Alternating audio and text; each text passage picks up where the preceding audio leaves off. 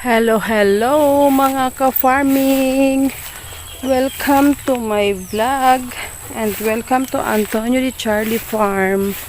For today's video guys ay samahan nyo naman ako. Dito ako mag-work sa sitawan. So natapos ko na yung ibang trabaho guys. Ang nahuli ay ang sitawan. So ayan kung mapapansin nyo, ang haba na ay kailangan ko nang magdugtong ng tali. So hindi ko na makukuha yung dating tali guys dahil na napulupot na. So dito na lang ako magtatali paakyat dito sa isang balad. So ayan ang ating work today ngayong hapon. So unahin ko dito dahil hapon na, andito na yung lilim. Dun sa kabilang dulo ay tinatrabaho doon pag umaga. So, sana matapos ko ito. 1, 2, 3, 4. I tried my best. But my best wasn't good enough. So, I try my best to magawa ko tong 5 kalahati. O, diba? Yan si Papa nangunguha ng laing. Yung una niyang kinuha, dineliver na. Saan naman dalagan ka, Ampa? Ayan. Kahit anong gulay meron dito guys.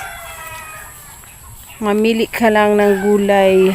Merong gulay na walang puhunan, merong gulay na mahal, merong mura lang.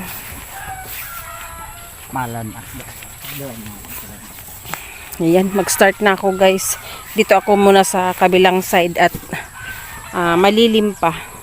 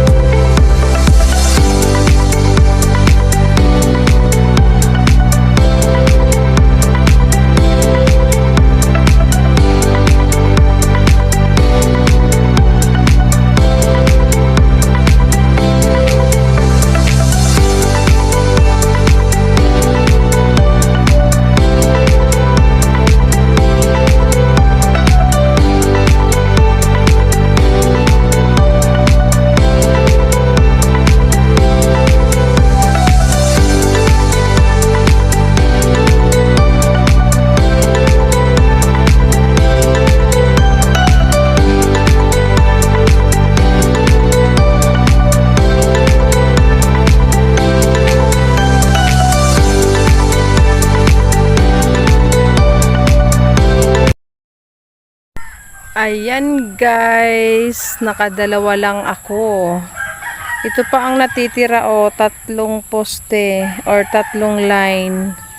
So nakatapos ako ng 2. Kayang-kaya pa sana guys itong trabahuhin. Kaya lang magluluto ako ng ulam na ubusan ng gas sa kabilang bahay.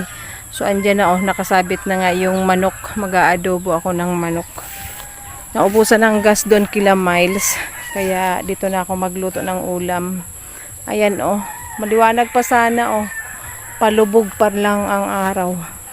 Ayan, magpicture na lang tayo ng sunset. So ayan, salamat guys sa pagsama sa akin. See you again tomorrow morning. Ayan, tomorrow morning guys, doon ako sa dulo kasi nandun ang lilim.